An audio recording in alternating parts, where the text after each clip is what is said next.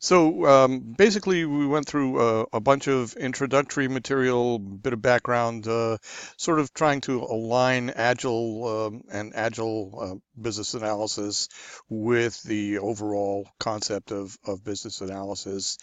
I'm a very big proponent of the idea that Agile analysis is not really substantively different from business analysis of any other sort. It just focuses on the idea of what specific information you're looking for at what specific time in the process, what specific perspective you're looking at. Agile tends to break things down, or certainly from the IIBA/slash AAC perspective, Agile breaks things down into a strategy horizon, which is the long-term business objectives and goals for the organization, an initiative horizon, which focuses a bit more on the tactics or the high-level tactics for achieving a strategic goal, and the delivery horizon, which is focused on delivering the tools for uh, to implement your tactics to achieve your strategic goals. Is there anything that we talked about yesterday that tweaked you guys that you want to go back over or hear a little bit more about before we move on? Or is everything pretty straightforward? Straightforward. Okay, Yeah, for me, okay. you're okay. Leon, go on. Okay, okay. Well, as I started to say, we're looking at three different horizons. Is the term that the IIBA uses for the perspectives for agile delivery, and um, the goal is for you to understand when you're operating at each of those horizons, and ergo what level of detail you would be looking for, what things you would be focusing on, and what techniques you would be using to achieve that information. The thing about many of the techniques that we run into as BAs certainly, and as Agile BAs, is that the same technique can apply in a lot of different circumstances. It's just a difference of the information, the specific type of information that you're trying to elicit from people, and the level of detail that you need to go into based on the horizon that you're trying to plan for. So, comparing the horizons in general terms, uh, uh, planning for any particular horizon is about making decisions that basically support that horizon, and uh, you can see that at the strategy horizon, we're talking about the overall organization. We're talking about high-level business goals. We're not talking about so much about individual type initiatives. At the initiative horizon, we're really talking about looking at a project, a project being a small piece of what needs to be done, a specific piece of work that needs to be done. And at the delivery horizon, we're down in the details of specific aspects, specific features of the tool or the solution that we're trying to put together. Um, and that's where we go with that. um, the decisions at the strategy level are about aligning or assigning resources. This is where the high level people will look at it and say, okay, these are the resources that we have available to do things. How do we allocate those resources to most efficiently achieve our strategic goals? Um, at the initiative horizon, we're again a little bit deeper into things. We're starting to talk perhaps about a specific area of the organization. Um, Most organizations divide themselves into functional type areas, and at the initiative level, that's what we're looking at. We're saying a specific strategic goal and how it aligns with a specific functional area of the organization. That's where we want to be dealing with at that level. And at the delivery horizon. Obviously, we're talking about the users who are going to deal with our solution, the people who can provide the information to specifically determine how any solution needs to function, and the people who need to build and test that solution. Okay. At the strategy horizon, we're really looking at high levels again in the organization. What types of products do we want to deliver? What types of major systems do we have to deal with um, in order to achieve our goals? At the initiative horizon, we're a little bit further into it. We would be looking at more at individual systems or a combination of systems that are necessary in order to complete a specific process. And then at the delivery horizon, we're talking about individual features and functions of whatever system or systems we're working with. And in general, as you might think, these basically align themselves with time frames. The time frames that are listed here are just random guesses. Every organization, they're not really random guesses, but every organization is slightly different depending on the nature of the business that you're in, the nature of the things that your company does. Your long-term horizons might be a couple of months or as long as a couple of years, and honestly, you could have different strategic plans for those different horizons, really. So it depends a lot on your organization. Typically, those are measured in months and years. At the initiative horizon, you're probably again working in terms of how long does it take to do an average project in your organization. Um, Sometimes that's a few months. Sometimes it can be as long as a year or two. It really depends on the organization. If you get to longer term kinds of things like that, then you're talking about a little bit of a cross between strategy and initiative. And as I said very early on in the game, the way the IIBA certainly approaches this from an agile perspective, though the horizons tie together in terms of the information that you have and how it impacts. So it's not beyond the realm of possibility to think that if you have a longer term initiative, it's going to really blend into your strategy decisions. And then at the delivery horizon, you're really talking about how do we break our projects down into smaller chunks for delivery. And again, this depends a lot on your organization. If you're talking about the Scrum methodology, then you're really talking somewhere in the 2 week area is what basically Scrum sort of suggests for an iteration or for a sprint timeline. But that's not magic. I've heard of people doing 1 week sprints. I've heard of people doing 6 week sprints.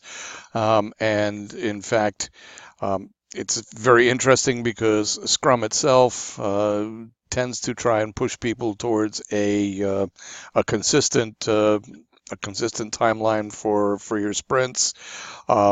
But it's not beyond the realm of possibility to have organizations that say, you know what, 2 week sprints just really don't work for us all the time. We're going to have to be able to flex that and say, okay, well, in this particular case, we're going to expand and we're going to do a 3 week or a 4 week sprint. And in this particular case, we've got something that we really need to get done very fast and it's very short, so we're going to deliver in 1 week. That's obviously there are pluses and minuses to that, but again, as everything in the analysis world works, it all depends, and you really have to tweak things according to the organization that you're working with. So you start from a baseline and then say, does the baseline work? If the baseline works, we continue to go with it. If the baseline doesn't work, then we look at the possibility of how can we change and adapt this to work in our specific circumstances. The focus for the horizons, obviously, at the strategy horizon, the focus is very high. It's really at what the organization is trying to accomplish over the long haul.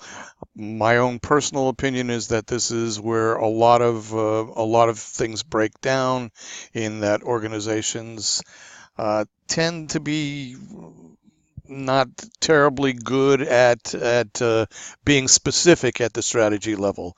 They have a good handle on what they're trying to do, but the reality is that there's a reluctance to at that high level commit to specifics. People know, we know that we want to improve our business, our business penetration, but are we willing to sit down and commit to saying we want to improve our sales by 3% over the next 6 months? Sometimes there's a reluctance to do that. Um, it depends a bit on the business and how far into the numbers people are, but my impression is that in general, people at that level are reluctant to really. They assume that it's too much detail. They'll kind of be talking a little bit more in terms of gray and fuzzy kinds of things, and even if they have the numbers, there's a reluctance. There seems to be a reluctance to communicate those numbers down to the people that ultimately really need to know those numbers in order to determine whether or not the effort that we're putting forth is successful. So that's just that's been my experience, and it's my feeling about that, and that's an area where I think that it behooves the BA to try and push the envelope a little bit, uh, to make sure that when we start to put together and allocate resources in these things, we know exactly what we're expecting from those resources. At the initiative horizon, again, we're a little bit further into the details. This is much more along the lines of what project BAs are used to. It's the high level area of where project BAs tend to work. And obviously at the delivery horizon, we're talking about the specific solution. So we're really relatively deep into the details. The thing, obviously, to remember about this again is that all of these horizons, although specific, they're defined specifically, they all interact. They all and they should be interacting on a consistent and regular basis, so that something that occurs at the delivery horizon, clearly, if it's a major event that occurs at the delivery horizon, it can and should impact on the strategy horizon. So we're always feeding information forward and backward. As high level things change in the organization, we may have major changes to things that are being done at the delivery horizon, up to and including saying, you know what, this particular project, this particular thing, is no longer holds any value for us, so we're going to stop doing it. So there is that kind of crossover of all of the horizons. They need to interact successfully together. In terms of the planning workshops for the different horizons, again, at the organizational level, we're talking high level. This may impact on who's involved in the planning workshops, because the resources certainly will probably be different at each of the horizons. And the thing to be cognizant of in this is always being very clear about what specific information are we trying to get to at this particular point in time. There are some circumstances, we certainly had it in the healthcare company that I worked for, where the high level people, a certain number of them tended to want to or feel a need to be involved at the lower levels of detail, and that can be problematic, because then it becomes difficult to determine, okay, we have the same people in the room, what are we talking about today? And so that's just something to be aware of in terms of your resources that are involved with your initiatives. If you have higher level people who want to or feel they need to be involved at the lower levels, then you need to make sure that the discussion is always at the appropriate level of detail for what you're trying to accomplish at the time. Um, in terms of these the information on these planning workshop this planning workshop uh, part of the matrix, this is good. You probably should be quite aware of this. At the strategy horizon, we're talking about organizational goals and specifically metrics to achieve those goals. At the initiative horizon is where release planning is really done. It's where we have identified the features of we've got a project in place, which was decided at the strategy level. There was a commitment to executing a project for a specific reason. And at the initiative horizon, we're looking into saying, okay, what are the specific features that we're going to need in this product, this solution, in order to achieve our strategic goals, and how are we going to put together a roadmap for delivering those features? That can be a short-term roadmap or a long-term roadmap, depending on the specific initiative. And then at the delivery horizon, obviously, we're very much into the details, and in terms of our planning, we need to be making sure that we have the appropriate level of detail available for the features that we're currently working on in order to be able to successfully build and deliver those particular features. Um, in general, the level of analysis that we're doing really proceeds kind of almost along the timeline, that when we're in a larger timeline, our focus is higher and less detailed, and as we proceed from strategy to delivery, the level of detail increases significantly. So, um, planning approaches in terms of adaptive, iterative, and predictive.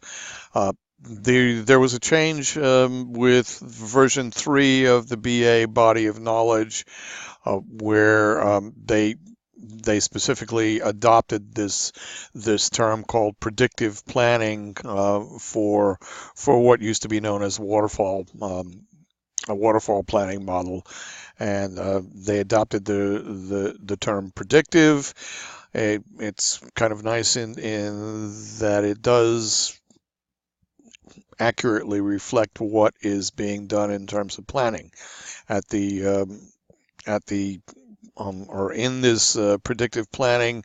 The idea is to get all of the detail done upfront, before any work is committed or allocated to the project. Um, I mean, it's interesting in that you spend a lot of time, and it makes people feel very comfortable that they know exactly what's going to happen and exactly what's going to be done. And in many circumstances, unfortunately, the reality is that as you go forward, uh, things change, and they make the work that you've done to do all of this planning and put all of this detail in place. It's kind of rendered ineffectual in that you have to constantly go back and look at it and verify and validate that the work still needs to be done in the same way that it was when the planning was done. An iterative planning approach breaks things down into smaller chunks, so that you're still doing planning, but you're focusing a little bit more on a smaller piece of work. Allows you more flexibility so that you can say, this is what I have to focus on right now, and that therefore I need to understand and know the details of everything that I'm focusing on right now, things that I've done in the past and things that I may be doing in the future are outside of the scope for that this planning approach. Although they may impact on the planning approach, we're just not going into the level of detail for all of those things. And an adaptive planning approach is really a combination of things.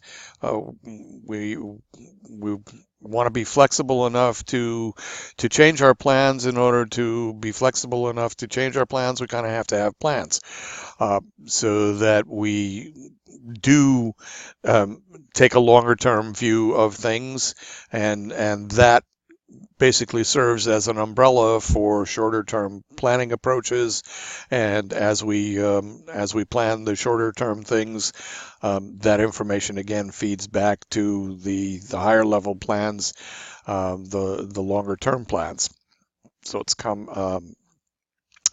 it it's sort of the best of both worlds. And the one thing to know is that it still comes down to, at a certain point in time, we have to fix on exactly what work we're going to do. It's just that in the adaptive and iterative model, fixing on that amount of work it's a shorter amount of work, it's a smaller amount of work, and it's a shorter time frame. Okay.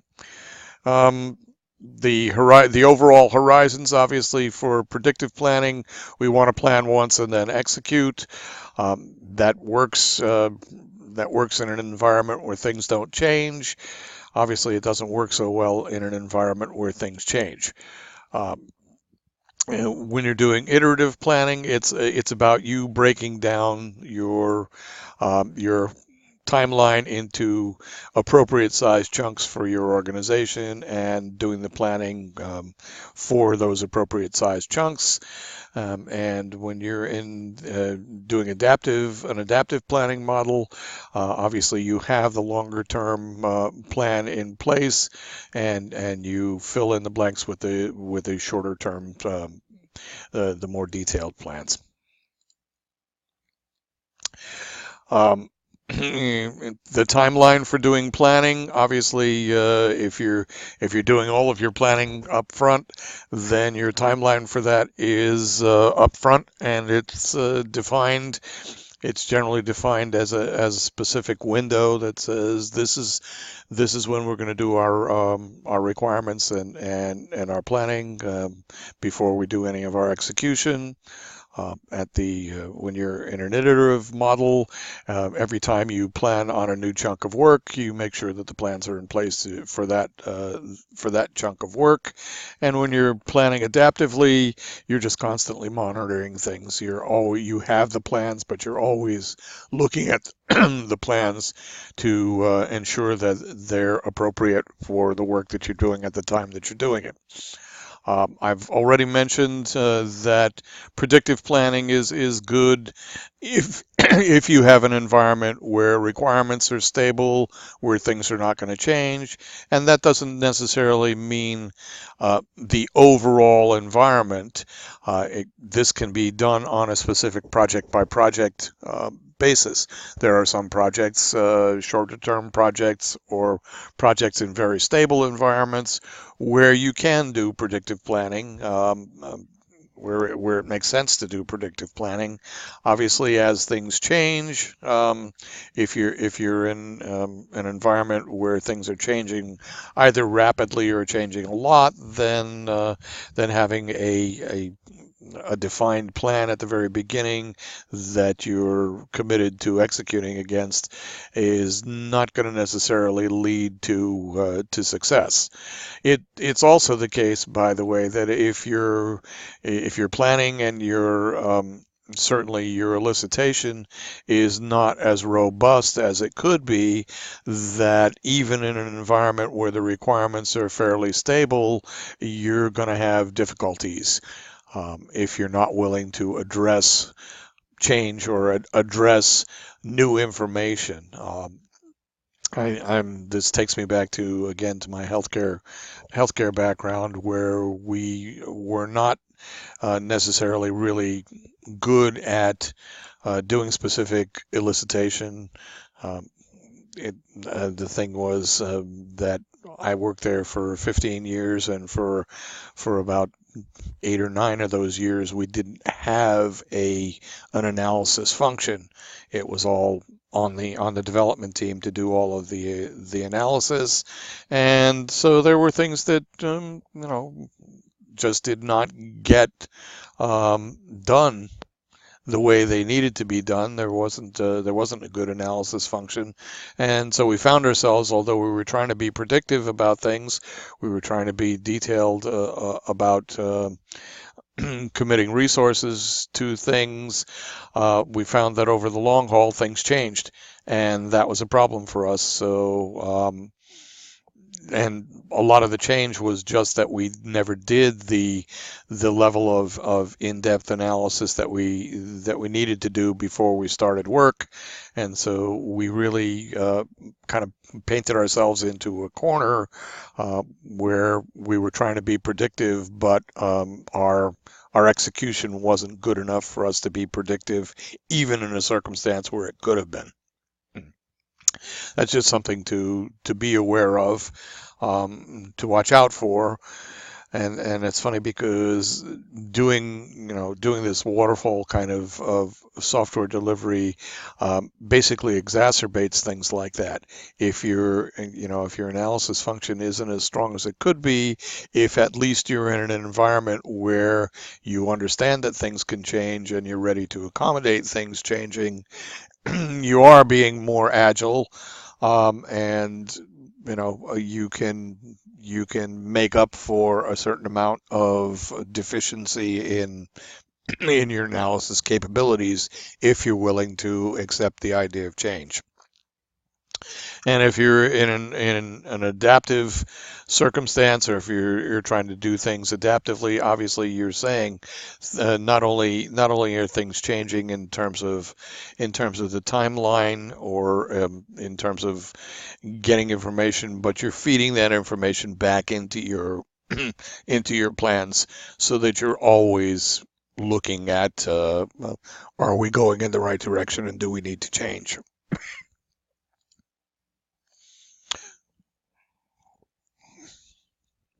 Cost of change. Oh, I have a in the actually in the Agile extension, there's a nice curve on the cost of change. Have either of you guys seen that or been exposed to that? It's not specific to the Agile extension. Um, it's Not in particular. excuse me, Not in particular. not in particular. Okay, let me just drop off of this for a minute and pull up this guy. Yeah. So, cost of change curve, and we're looking at here what the financial impact is of determining that things need to change. In this case, we're talking about a defect in a requirement, or defects in requirements. It's and I think that some of this, honestly, is why people were enamored of the waterfall, the predictive planning model, because there was an assumption that if we did our analysis properly, that we would have all of the detail that we needed, and we would uncover all of our requirements defects early in the process. As you can see, when we're talking about cost, if we uncover a requirements defect in when we're doing elicitation before we've expended any work on it, obviously it's fairly low cost to remediate that defect. As you go up towards the release and operational end of the world, if that's when you're starting to discover, or if that's when you're uncovering your defects, they become much more expensive to to remediate. And if you think about that for a little bit, it makes sense. At the elicitation, in the elicitation area, you're talking about a somewhat minimal commitment of resources. There are a lot of the resources who may not be involved at all in the elicitation area, and by that I'm thinking primarily of development resources, operational resources, testing resources. Those people won't be engaged yet when you're doing requirements elicitation. However, once you've built a product and are trying to support it in a production environment, you've expended all of the resources for doing the development, you've expended all of the resources for doing the testing, and now you have resources committed to the operational support of your solution. And so any changes there are going to necessitate a reasonable or a reasonably large cost increment in order to implement them.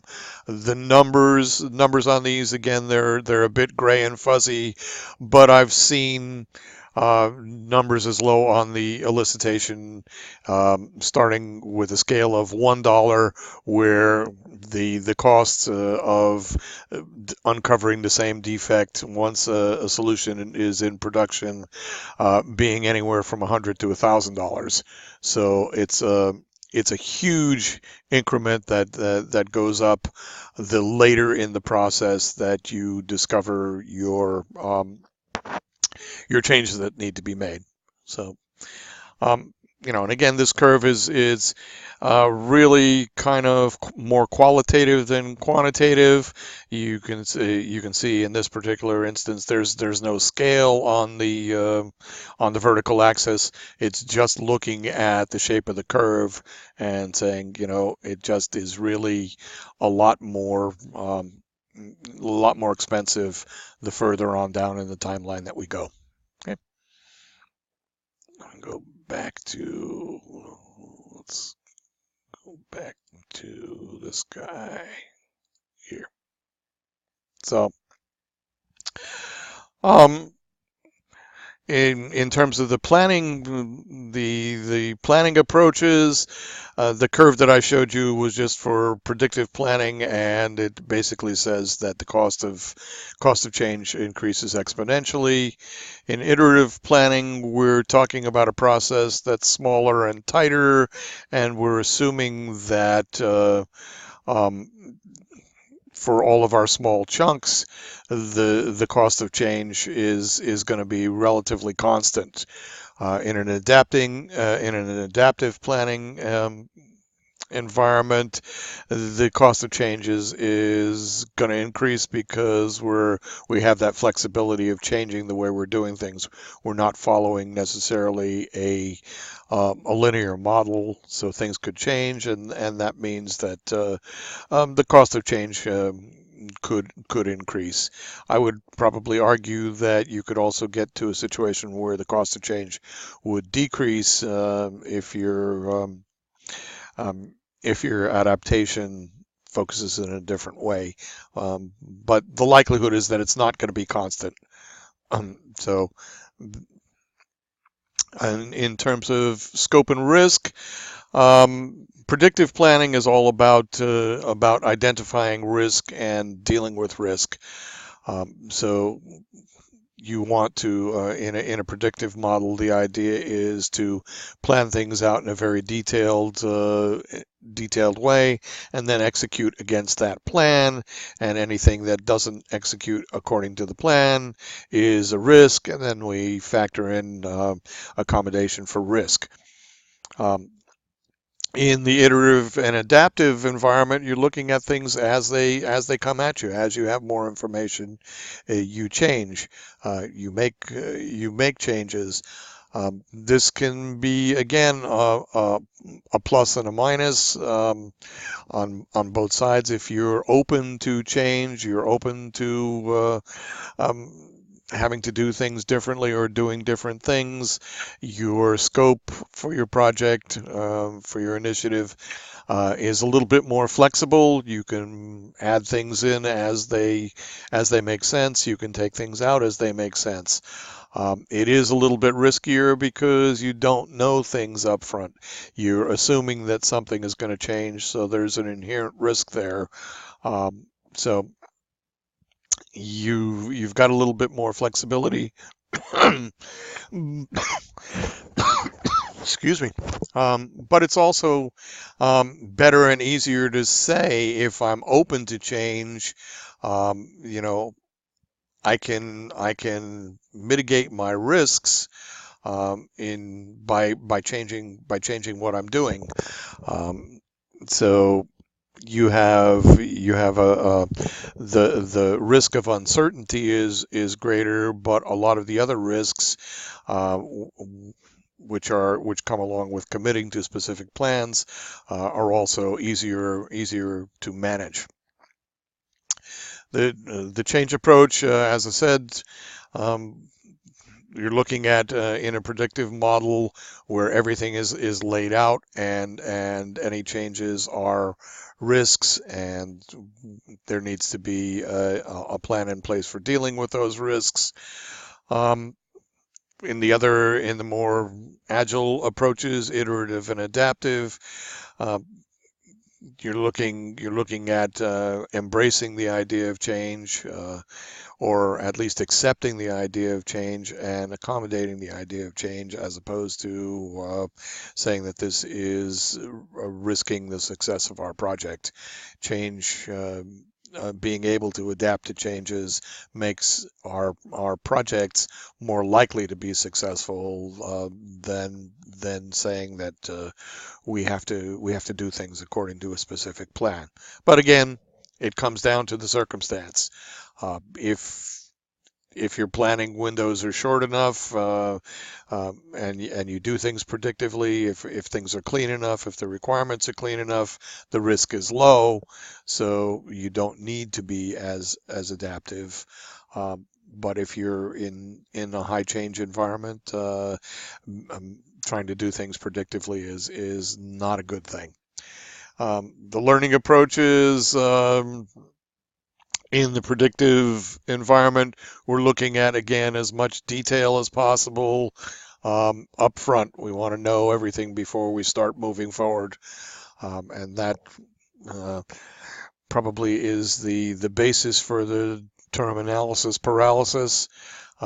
If we assume that we have to know everything in a complex environment, the likelihood of that being true is going to be fairly small. And if we're in an environment where we can't move forward until we have a high degree of certainty, then we're going to get into a situation where we're going to be constantly or continually asking, what about this? What about this? What about this? It's appropriate to do that for analysis, but it's not necessarily a good thing to use that as a basis for not moving forward.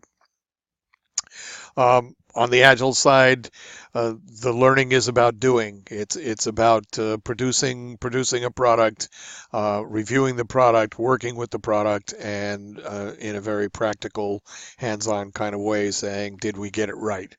And as the communication um, in your project and on your project team is closer, as the people who are making the decisions as to whether the product is acceptable, whether the product is functioning the way it needs to function, as those people are closer to the people who are actually building the product, the the thought would be that that would mitigate that, as long as those people are relatively close together and communicating on a regular basis. Um, you you increase the likelihood that ultimately the product that is produced is going to do what the people who are using it need it to do.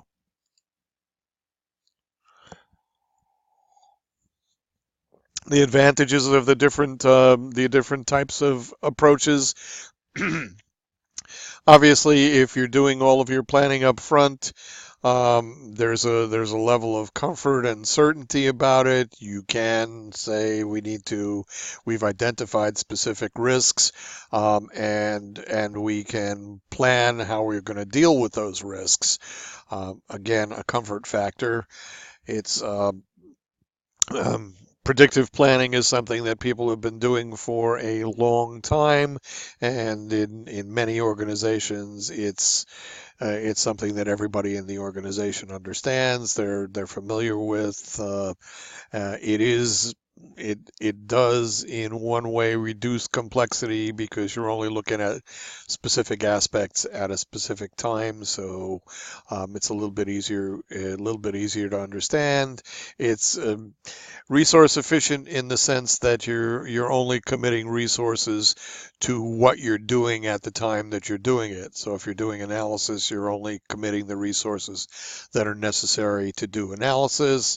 The resources that are necessary ultimately to do your development and testing are not engaged. So in that sense, it's a bit more resource efficient. Um, since we're kind of committing to things early, it limits the number of options that we have. We have to make a decision on our options early on, and so we're not necessarily looking at learning by doing. We're looking at learning everything before we do anything. So in some senses, there's probably a reluctance to look at the product that we're producing as we're producing it. That's in in a changing environment, that would be a negative. Um, Again, going towards the agile side, iterative and adaptive. Obviously, if we're in an environment where information is constantly coming into the equation, where things are changing, you know, being able to respond to that change and accept and adapt to that change is basically um, advantageous for our projects. If we know that we can change things as we need to change them, then the likelihood of long-term success is probably greater.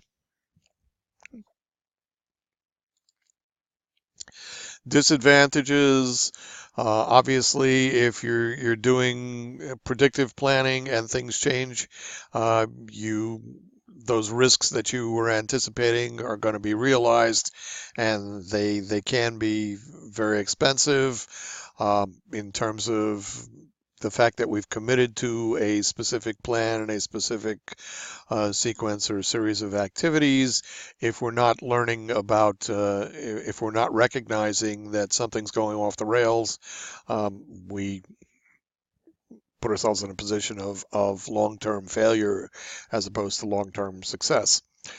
And on the other side, when we're on the agile side, sometimes we're willing to commit too early to doing things. That's a danger. Sometimes we don't necessarily take the time to reflect on exactly how well we've done our adaptation to change, and there is a cost of change anyway in an more agile environment.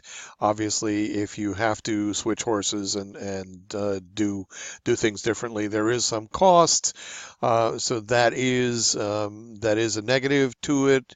But the argument is always that if we're breaking things down into smaller chunks and we're committing a smaller amount of resources on a consistent basis, that's acceptable. That the idea that we're going to have to do some changes and some rework is not antithetical to what we need to accomplish. Okay. That's it for this set of set of things.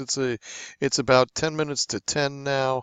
I think I want to start a little bit on the strategy module, which is a lot of what we were supposed to do today. It's a little bit early to take a break, so I'll probably go for maybe another maybe another half hour or so um, before we take a break. So put him away, and we'll bring him up. The strategy horizon. Okay, strategy horizon Hi, is. Tom. Yep. So I'm just wondering why iteration planning is separated from adaptive planning. Um. I mean, sorry, from my knowledge of the Babok, Mhm. I know we just have the adaptive and the predictive. Yeah. So I'm wondering why adaptive is separated from iteration, because usually I see iteration as part of agile or adaptive.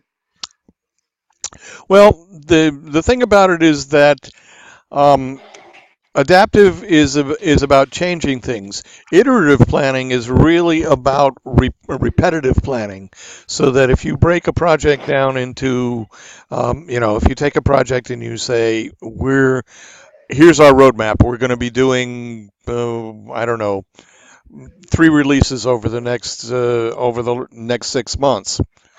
Um, Mm-hmm. Iterative planning says we're going to plan for release one, then we're going to plan for release two, then we're going to plan for release three. Adaptive planning says we're going to plan for release one, but as we're working on release one, we're going to be looking at that plan to say if that plan um, is still viable, is still the right way of doing things. So agile really it it's a blend of iterative and adaptive planning. It's breaking the planning down into smaller chunks and being able to review that plan and assess and change that plan. Does that make sense? Yeah. Okay. Yeah, because Yes. it's really you could do iterative planning, just by breaking a project down into small chunks and saying, okay, I'm going to effectively do what amounts to predictive planning for each iteration. That that's kind of hedging your bets.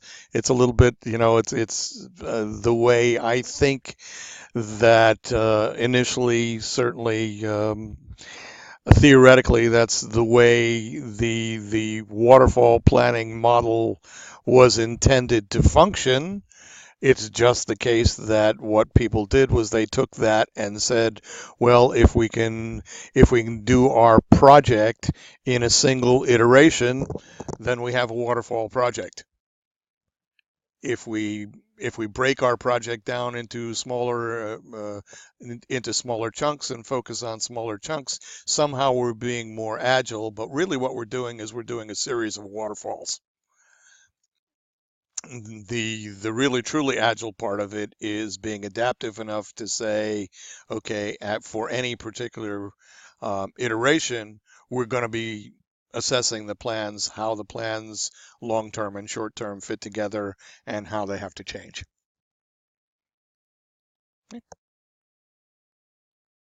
Any other thoughts or questions on the overalls of the strategy, or not the strategy horizons, but the overall of the various horizons, comparing the horizons? You need to be very clear about that. That's a big focus of what the Agile certification is about, is understanding the horizons and understanding how you have to function at each of the horizons.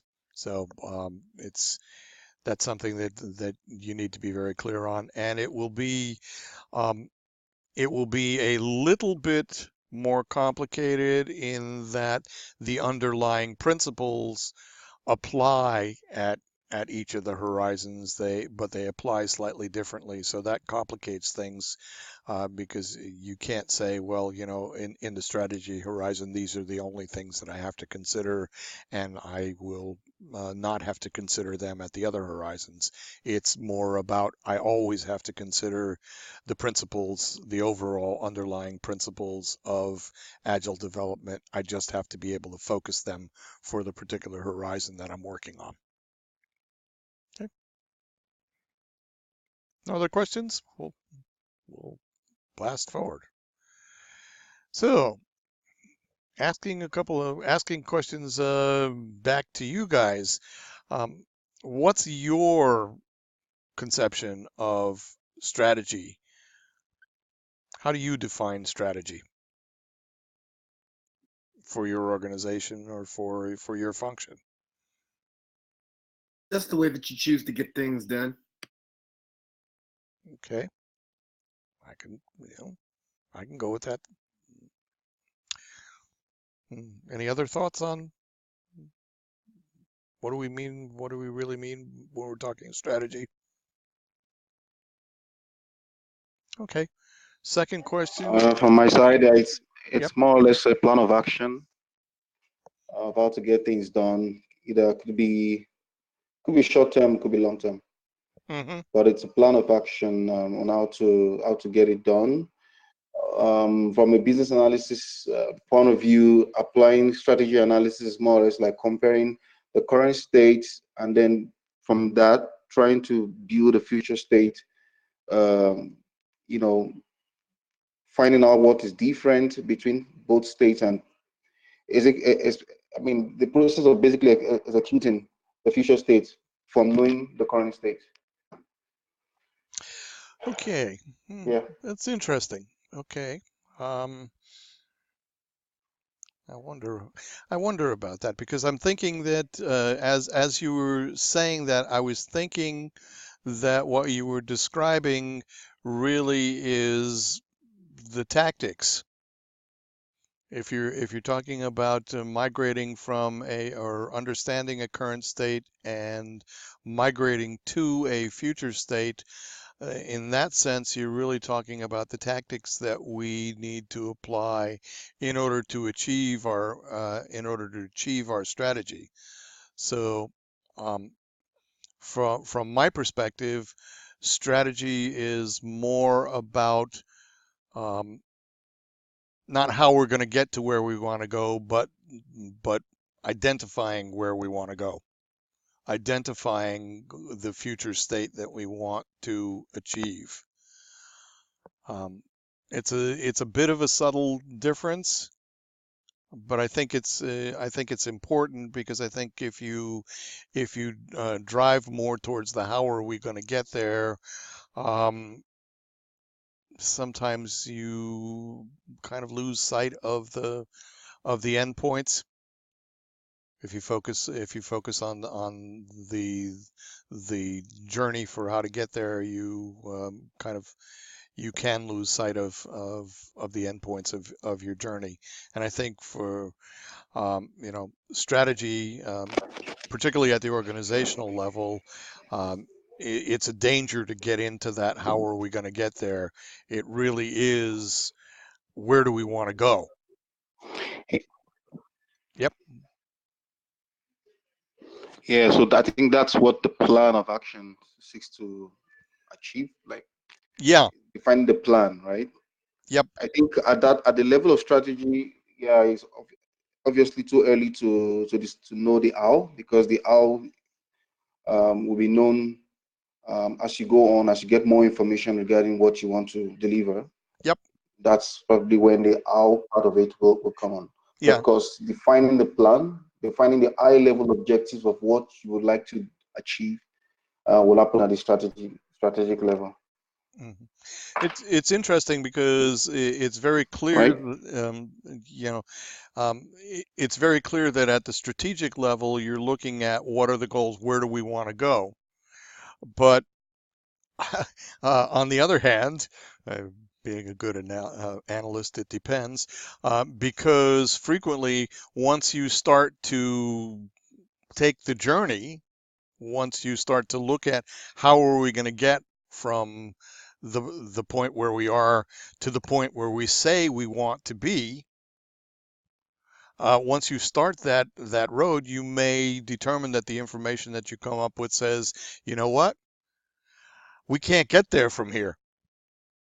There are forces that are operating that make it unlikely that we'll be able to successfully achieve the goal. Ergo, we have to change our strategy. We have to come up with a new goal, because as we started to try and achieve the goal that we initially set out to achieve, we found that we, for whatever reasons, were not going to be successful at it. Or, as I had said earlier, because of changes in the environment, changes in the environment that we're working it with, it may turn out that that goal doesn't make sense anymore. So you've got this immediate thing of strategy. The strategy is to define where we want to go from where we are right now. And unfortunately, as we start that journey, we may find that, the journey is taking us in a different way, and we need to be ready and capable of saying, hey, wait a minute, we're not going in the right direction. We need to change our goal. We need to change our strategy here. Um, so that's a really interesting part of this whole discussion. And again, it's where I think organizations struggle, because they get committed to things. They they're reluctant to commit to things when somebody forces a commitment and says this is what we have to do. It becomes somehow problematic to say, you know what, that doesn't make sense anymore. That doesn't make sense at this particular point in time, and that's not a bad thing. I mean, it's accepting a reality. It's saying I need to be cognizant and aware of what's going on around me, and be willing to say, you know what, the decision that I made last week, last month, or last year doesn't make sense anymore, because something has changed. So I need to reassess that. And those changes can be external or they can be internal. It could be, could be budgetary kinds of things, could be anything that could say, where I thought I wanted to go is not where I need to go right now, because something's changed. I'm thinking, when you're traveling, I think of driving places, going places, and uh, kind of following a map. um, planning out a trip, and following a map and saying, well, I want to go from the East Coast of the U.S. to the West Coast of the U.S. Obviously, there are a lot of different ways of getting there, and you can plan the journey and say, well, these are the places that I want to see. These are the things that I want to do along the way. This is the route that I want to take along the way. And then as you start driving, obviously, you're looking at conditions of um, you know, changing conditions, and you may have to modify not only where you're going, or even your ultimate goal may change based on the conditions that you're encountering as you start your journey and as you make your journey. You may decide that you like, the places that you're seeing, and you want to spend more time in those places. So you may say, well, you know what, I'm gonna cut off my journey because I found some place that I really want to spend time, or that I need to spend time. So my ultimate goal has changed. I'm no longer driving from the East Coast to the West Coast. I'm driving from the East Coast to the center of the country, and I'm stopping there. Um, it's those kinds of things that, the strategy is ultimately, my goal was to go from the East Coast of the U.S. to the West Coast of the U.S. Um, that was my current state and my future state, but along the way, things may change, and it may turn out that I'm not going to the West Coast for whatever reason. That's that's strategy being informed by tactics. The interim things that occur to you and that happen along the way can change ultimately where you want to go. Um, why is strategy important? it's if you don't know where you want to go, then you could say, well, I will always get somewhere, but you can't measure really. You have a hard time really measuring the success of your journey if you don't know where that journey is trying to take you.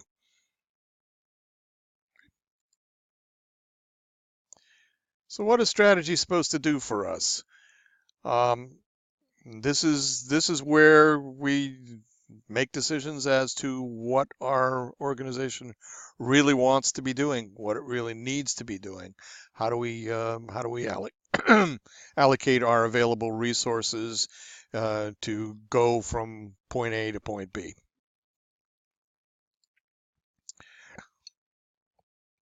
Things are changing. I've mentioned that all along. It's change is a constant, change is a reality, and as things change, organizational goals can change. We may find new opportunities for whatever we're doing. If we're producing products, we may find opportunities, or we may see opportunities to introduce new products, to develop new products. We may find that over the long haul, our consistent or our current products are no longer relevant or no longer of interest to people. Um, and so we're going to have to change. That becomes um, sort of more of a threat than an opportunity. It becomes, if we want to continue to be viable as an organization, we have to continue to be relevant to our customers. Um, if we're a service organization, we have to consistently be looking at what services we're providing to people, what services do those people need, and are those people willing to pay for, or is someone willing to pay for us to provide those services? But those are at the strategy level. That's the kinds of things that we're looking at. High level, higher level kinds of things, and consistently looking at it. It's not something. The thing to focus on here is that it's not something that you can say, "Oh no, we have our strategy." Um, if you're a wise organization, you are constantly reviewing your strategy. Even if you're not spending a lot of time with it, you're just aware that this is the strategy that we've adopted currently, and we need to continually being assessing of, are we achieving our strategic goals, and do they make sense? So if we're doing good strategic analysis, we're not expending a lot of time doing it, but we are cognizant. We're always aware of it, and we're always ready to move. That's strategically being agile. At the strategy horizon, we're looking at higher levels of things. We're not diving into the details. We really are at an organizational level, very very high level, and not worrying about the details, because the details, getting involved in the details too early, will distract from our ability to focus on strategic goals. It's too easy to dive down into the details. Um, Interestingly enough, we've seen this from the perspective of business analysis. Um, even at the project level, it's so easy for people to get bogged down, immediately going to details, immediately going to solutions, when what we need at the outset, certainly, and at the strategic level, is to be considering where we want to go and not necessarily how we're going to get there. Um, as an organization, being responsive at the strategy level. Every organization has some sort of customers that they need to deal with. Either they're direct customers who are buying product from them, they're direct customers who they are providing services to, even if it's higher level. If you're, I don't know, providing services to under a major government contract, um, there are still you still have customers. Every organization has customers of some sort, and customers change. Customers' attitudes change. Um, and as an organization, you need to be consistently looking at that and consistently aware of it. Changes to the outside environment, yeah. Things change, political policies change, financial environments change, and as an organization, those kinds of things can impact what we do and what we have to do. And so, strategically, we need to be aware of those changes and responsive to those changes. Changes within an organization. I mentioned, budgetary changes, can be changes in workforce, can be changes in location, can be changes in a variety of things, but these are internal to our organization. They're not necessarily driven by things that are external to the organization, and those internal changes also have to factor into the decisions um, that the organization makes on a regular basis. And finally, learning from the front line and threats and opportunities. This is information that feeds up. It blends very well with the horizon perspective. It's saying that the strategy at the strategy level, you're always impacted by what's going on currently, down to the finest level of detail. You don't have to focus on that, but you need to be aware of it. So um, a specific problem with a specific project, with the specific delivery of a specific project, can ultimately impact on your higher level strategy. And as a strategic analyst, you need to be cognizant and aware of those things. Threats and opportunities, obviously, these have already been, I've already mentioned them a couple of times. This is macro kinds of things where um,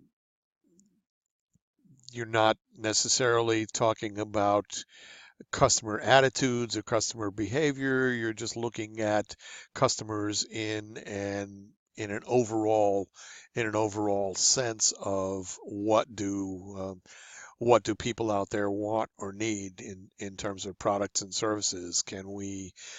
Is there a need that has come up that we can recognize on a macro level and say, yes, this is something that, you know, a lot of people are interested in, and it would make sense for us to be able to increase our capabilities to offer this to our customers. Threats, obviously, things like new competition, people, um, other competitors saying, okay, we're gonna, they're gonna introduce new products which will be competitive with our products, and that represents a threat. Um, you can think of other types of threats, corporate takeovers, where all of a sudden our organization could be at risk because someone has decided that they're interested in you know, um, what we do. Any problems with hearing me? Because my machine here is saying there's a potential network connection difficulty. Um, can you guys still You're hear me? good on Okay, Yeah, we can still hear you, but although sometimes it's breaks a little bit. okay. If it gets, if there's a real problem, please shout out because sometimes it's hard to figure out exactly what's going on here. This thing pops up something that says there's a connection problem when there's really not. Um, okay, where did I go here? In terms of at the strategy level, when do we need a high level of or what are we talking about needing a high level of detail about? It's really the things that are going to support those strategic decisions. That's the information that we need at the strategic level. We don't need information about specific initiatives or specific deliveries. We can, we should accept that information and process that information, but that's not the information that we're really looking for at the strategic level. The detailed information are really the things that we need to know to determine where, as an organization, we want to go. Okay. This interesting bullet here of understanding the organizational goals and how they map to the goals. That's that connection of information from the initiative and delivery horizons coming back to the strategic level. So as I said, we need to be aware of it, but not focus on the details of it. Just we need to be able to make the connections. Okay.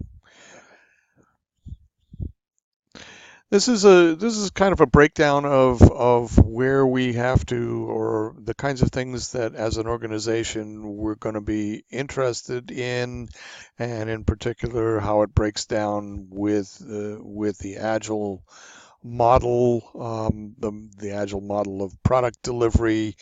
Uh, we're looking at breaking things down into smaller chunks and delivering things, in not in mass. We're looking at delivering things sequentially um, over the long haul. And the point of this particular slide is to just say that we don't need to go down into the bottom end, into the iterations and releases. From a high level perspective, as much as we want to get to is to be able to identify specific initiatives that we want to undertake. So the strategy level is where decisions are made as to which projects to assign resources to allocate resources to, and that's not to make decisions on how those initiatives are going to be achieved. It's just to make decisions that say these are the high level sort of projects that we need to be working on. Okay. And that focuses again, and it needs to focus again on business goals, business objectives. What are we trying to accomplish as a business? Um, so, mm, big area of focus that needs to be there to identify those goals and not figure out how we're going to achieve those goals just yet. Okay. A higher level of detail. At the strategy level, we're talking about identifying needs. We're talking about identifying what the company needs to do, being very clear about those kinds of things, so that we can provide very solid information to the people that are executing the tactics to achieve those goals. We need to make it very clear. The strategy needs to be very clear so that the people who are undertaking projects understand why they're undertaking those projects, um, because that's the only way they're really going to be able to determine what the appropriate solution is for things. So, okay. Reducing complexity. At the strategic level, it's kind of focusing on being very clear on what we need to accomplish. It's not getting down again into the details of everything. That's the work of the initiative and delivery horizons. We need to kind of, at the strategic level, stay above that level, and just try and do the macro kinds of things. Um, reducing complexity here. These bullets are interesting in that it makes sense when you think about it. Although we have systems that operate in specific ways, there's always things under the covers that we're not going to understand about those systems. Um, Interactions between systems are always incredibly complex and getting more and more complex. Uh, Data interactions, the kind of data that's available, the volume of data that's available is always increasing. It always makes, makes things more complicated, more complex. And at the strategic level, we're always trying to distill it down into a higher level, to kind of not get bogged down in those complex details. Um, Models, interesting that models are ways of reducing complexity. They specifically are designed to actually um, eliminate a certain amount of detail, not deal with a certain amount of detail, and focus on the higher levels kinds of things to be able to provide a clear picture to people about what we're working on.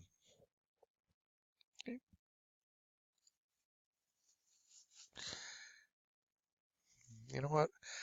It's about 20 after 10 right now. I think this might be a good time to take a break. So why don't we grab 15 minutes um, to take a break and get ourselves refocused. Okay. All right.